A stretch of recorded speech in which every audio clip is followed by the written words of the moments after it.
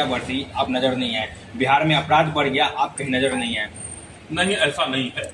मैं आज मुद्दों के बीच में अगर आया हूँ, भयमुक्त और भ्रष्टाचार मुक्त, भ्रष्टाचार भयमुक्त ये समाज की बात कर रहा हूँ और जातिवाद के विरुद्ध बात कर रहा हूँ, तो उस समाज और जनता के बीच में रहने के बाद ही ये बात कर रहा हूँ। और आप हमारा ट्रैक रिकॉर्ड देखेंगे, लगातार मैं 18 वर्ष की उम्र के बाद से ही छात्र और नौजवान के लिए संघर्ष किया हूँ। राष्ट्रवादी युवा अधिकार मंच के बैनर तले मैंने युवा अधिकार एवं न्याय यात्रा, सड़कों पर उत्तर प्रदेश के 40-45 जिलों में युवा संसद एवं महापंचायत कार्यक्रम और जंतर मंतर दिल्ली में हमने युवा सत्याग्रह के माध्यम से महामहिम राष्ट्रपति महोदय को और माननीय प्रधानमंत्री जी को ज्ञापन दिया है तमाम युवाओं के समस्याओं को लेकर के। लगातार हमने संघर्ष किया, चूंकि हमारी सोच एक बृहद कार्य योजना राष्ट्रीय स्तर की है, तो मैं छोटे छोटे मुद्दों पर ध्यान रखते हुए उसको उच्च स्तर तक पहुंचाने की कोशिश करता हूं और हमारे लोग लगे रहे। मैं युवाओं को एकजुट कर रहा था, युवाओं को पार्टी और जाति से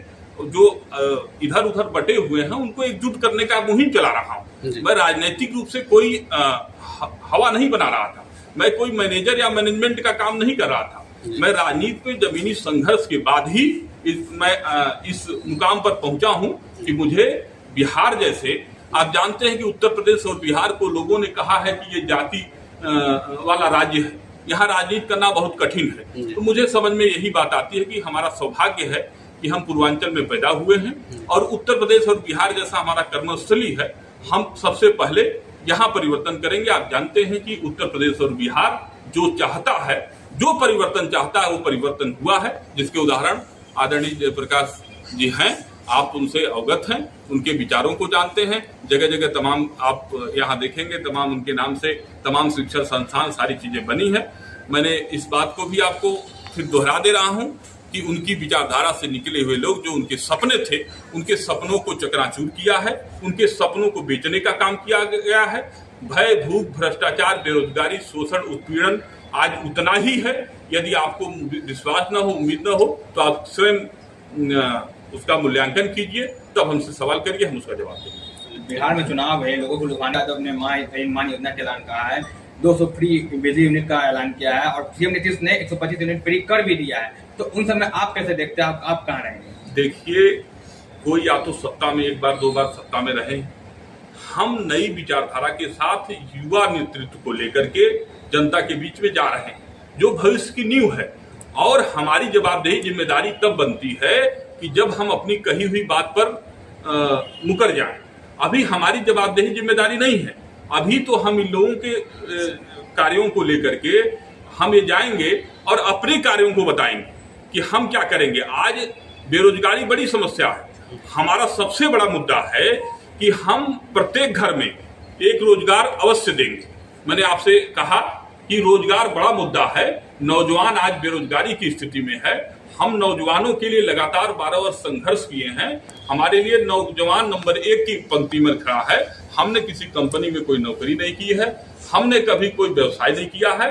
हमने पूरा जीवन नौजवानों के लिए, देश की जनता के लिए, समाज के लिए हमने समर्पित कर रखा है और उसका प्रयोग मैं चाहता हूं कि एक राजनीतिक दल होने के नाते बिहार प्रदेश से इसकी शुरुआत करें। धन्यवाद। तो उद्देश्य बताइए, क्या उद्देश्य है?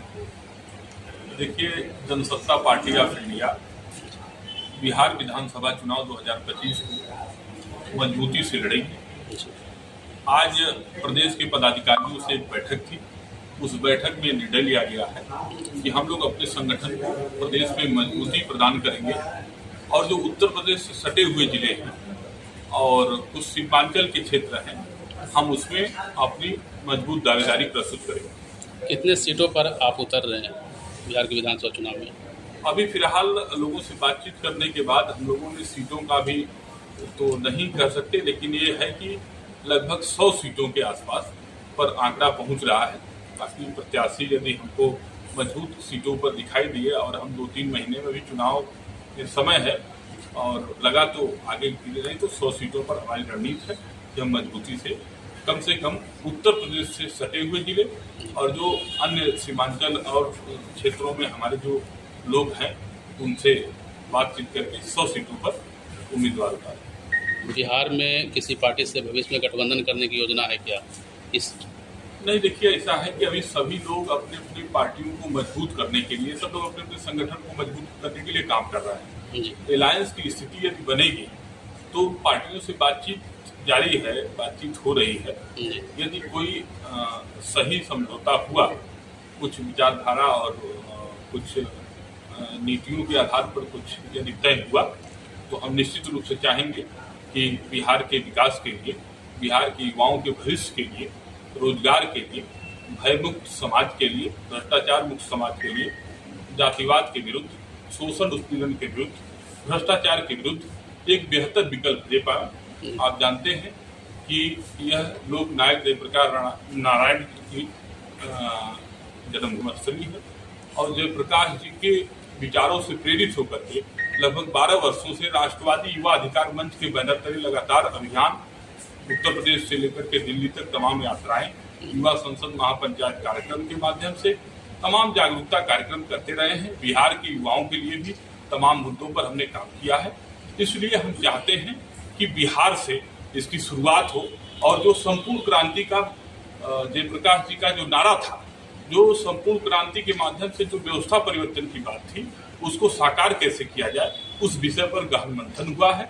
और हम लोग चाहते हैं कि जो संपूर्ण क्रांति, जो सपना जयप्रकाश जी का अधूरा रह गया था, उसको कैसे पूरा किया जाए। आप जानते हैं कि संपूर्ण क्रांति से तमाम नेता निकले, लेकिन उनके सपनों को उन्होंने बिल्कुल चकनाचूर किया, सपनों को बेचने का काम किया है। इसलिए जनसत्ता पार्टी ऑफ इंडिया की जेपीआई की आवश्यकता पड़ी है। मुख्य एजेंडा क्या रहेगा चुनाव का? मुख्य एजेंडा क्या है? मुख्य एजेंडा यही है, बेरोजगारी, भ्रष्टाचार है। यहाँ जातिवाद में जो लोग उलझे हुए हैं, जातिवाद के विरुद्ध हम नई पीढ़ी के युवाओं को एकजुट करने के लिए, एक मंच पर एकजुट करने के लिए, वह जाति से परे होकर के, धर्म से परे होकर के विकास और रोजगार के नाम पर किस तरीके से एकजुट हों, हम उनके बीच जाएंगे, अपने संघर्षों को बताएंगे और जरूरत पड़ी तो हम हर विधानसभा स्तर पर बृहद कार्य योजना बना करके दौरा करेंगे। बिहार में बहुत सारी पार्टियां हैं, लोग कि बिहार में मैक्सिमम पार्टियां ऐसी हैं, या तो जातिगत हैं या तो धार्मिक हो, उनकी अपनी एक जातियों के नाम पर एक ठेकेदार बने हुए हैं। तो मैं समझता हूं कि ये लोकतंत्र के लिए भी नहीं है, न चुनाव आयोग में या न संविधान में कोई जाति और धर्म के नाम पर ऐसी कोई व्यवस्था है। मुझे लगता है कि देश में एक सर्व समाज, एक सर्वहित के लिए एक पार्टी का होना आवश्यक है। वर्तमान में इसकी मांग भी है। आप भी देखेंगे, आप लोग सजग पत्रकार हैं, सजग प्रहरी हैं, लोकतंत्र के चौथे स्तंभ हैं।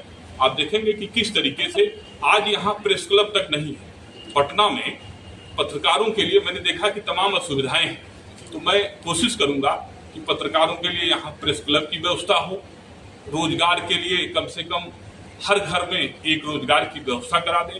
छात्रों के लिए निःशुल्क जो है उनका जो है टिकट माना जाए। इन तमाम व्यवस्थाओं को लेकर के, जैसे आउटसोर्सिंग पर हम लगातार 12 वर्षों से संघर्ष कर रहे हैं, उत्तर प्रदेश में तमाम हमने संघर्ष किया है, तो हम चाहेंगे कि सरकारी विभागों में आउटसोर्सिंग प्रथा पूर्ण रूप से समाप्त किया जाए। तमाम मुद्दे हैं। मैं छात्र नौजवानों के मुद्दों पर हम उत्तर प्रदेश से लेकर के उत्तर प्रदेश से सटे हुए जो बिहार के जिले हैं, हमेशा उनके संपर्क में रहा हूं। चाहे आपके यहाँ अमीन की लड़ाई रही हो, चाहे वो कानूनगो की, इन तमाम विषयों पर लगातार मेरी नजर रही है। मैंने राजभवन से लेकर तमाम विषयों पर मैंने लोगों की मदद की है। तमाम नौजवान हमसे जुड़े हैं। आप जानते हैं कि उत्तर प्रदेश के लगभग 10,000 नौजवान यहाँ नौकरी में हैं। वर्तमान में सहायक प्रोफेसरों की एक, आप जानते हैं कि वित्तीय वो उनकी सैलरी को लेकर के एक बहुत ही असमानता है, वो बहुत आक्रोश है, एक बौद्धिक वर्ग में है। उनकी भी लड़ाई मैं लड़ रहा हूँ। आने वाले समय में बहुत जल्द ही समय ले रहा हूँ, राज्यपाल महोदय से इस विषय को अवगत कराऊंगा।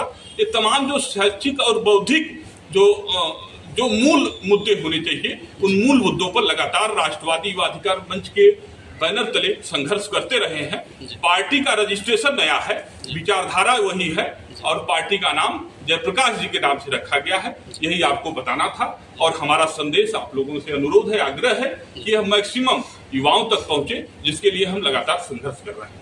परिचय दे दीजिएगा अपना। मैं शशांक शेखर सिंह पुष्कर, राष्ट्रीय अध्यक्ष राष्ट्रवादी युवा अधिकार मंच एवं जनसत्ता पार्टी ऑफ इंडिया। तो कैसे लोग विश्वास करेगा आपको? क्योंकि सभी राजनीतिक दल वही बात कर रहे हैं जो आप कर रहे हैं। जब तो स्टूडेंट पे लाठियां बरसे तो आप नजर नहीं आए, तो लोग वोट मांगने जाएंगे, सवाल करेंगे लोग। इन सवालों का जवाब जब हमारे अध्यक्ष जी दे रहे हैं तो हमें देने की जरूरत नहीं है। हमारे अध्यक्ष जी बता रहे हैं आपको, वही संघर्ष। अब विश्वास कैसे करेंगे, ये अध्यक्ष जी ने बताया आपको। हमने सोचा मेरा परिचय पूछ रहे हैं तो मेरा परिचय बता दें, बाकी मुद्दे सब अध्यक्ष जी ने आपको बताया।